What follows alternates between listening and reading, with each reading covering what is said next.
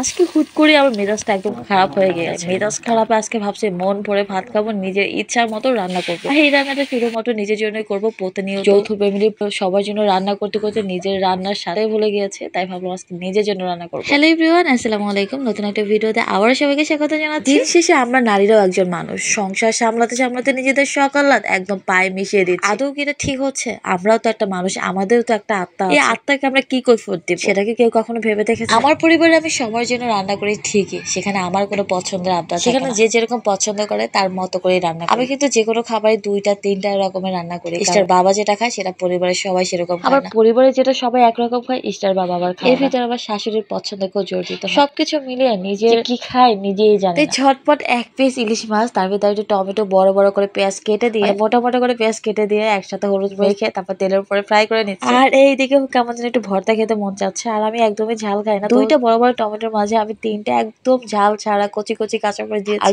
গোটা গোটা পেঁয়াজ সেটাও দিয়ে দিয়েছি, আর আস্ত কয়েকটা রসুন দিয়েছি। এটা করে তাড়াতাড়ি করে যেটা করা যায় আর কি, যত ঝটপট। এই যে টমেটো গুলো যতটুকু সম্ভব হয়েছে একদম পাতলা পাতলা করে কেটেছি যেন তাড়াতাড়ি সিদ্ধ হয়ে যায়। এবং এখানে দিয়ে দিয়েছি পরিমাণ মতো লবণ। টমেটোর মধ্যে আগে থেকে লবণ না দিলে পরবর্তীতে লবণ মিক্স করলে কেমন যেন একটা লাগে। 2010 সালে মা প্রচুর পরিমাণে টমেটো গাছ লাগিয়েছিল, আর আমাদের ওই বছর মাশাআল্লাহ এত এত টমেটো হয়েছিল, তখন আসলে ভাবে খাওয়া হয় না। এই টমেটো দেখে আমার আরো একটা কথা মনে পড়ে গেল, সেটা হচ্ছে টমেটো দিয়ে কি কখনো তেঁতুল মাখা খেয়েছে? আমার কাছে তো ভীষণ ভালো লাগে, বিশেষ করে শুকনো মরিচ চুলার আগুন মানে ছাইয়ের মধ্যে পুড়ে শীতের মধ্য দুপুরে বাড়িতে যারা যারা আছে, চাচি টাচি ভাবি টাবি যাই সবাই মিলে একটু একটু চেটে চেটে খাওয়ার মজাই আলাদা। সেই দিনগুলো তো আর কবে পাবো আল্লাহ। টমেটোটা আমার সেদ্ধ হয়ে গিয়েছে, আর এই পর্যায়ে আমি একটু ধনেপাতা দিয়ে দিচ্ছি, আর ধনেপাতা গুলো ছোট ছোট করে গোটা গোটা ধনেপাতা দিয়ে দিয়েছি এবং একটু কয়েক সেকেন্ড নাড়াচাড়া দিয়ে টমেটোটা নামিয়ে দিলাম। চেয়েছিলাম সরিষার তেল দেবো, কিন্তু আমি এত পরিমাণ সয়াবিন তেল ব্যবহার করেছি, এখন যদি আমি সরিষার তেল দিতে চাই তাহলে শুধু তেলই দেখা যাবে, আর তো ভাবে ভালো লাগবে না। তাই আমি সরিষার তেল তার ব্যবহার করলাম না। সবগুলো ভালোভাবে মিক্স করে, যেহেতু আস্তে আস্তে রসুন দিয়েছিলাম, এগুলো একটু ম্যাশ করে নিচ্ছি। একদম ধোয়া উঠতেছে, হাত পুড়ে যাচ্ছে এমন একটা অবস্থা,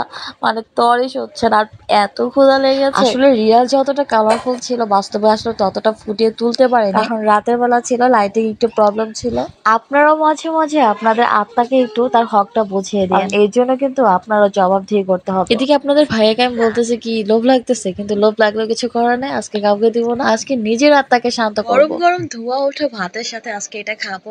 আজকের আমার এই ভিডিওটা কে কোথা থেকে দেখেছেন অবশ্যই কমেন্ট করে জানাবেন, আর কেমন লেগেছে আমার ভিডিওটা অবশ্যই কমেন্ট করে জানাবেন।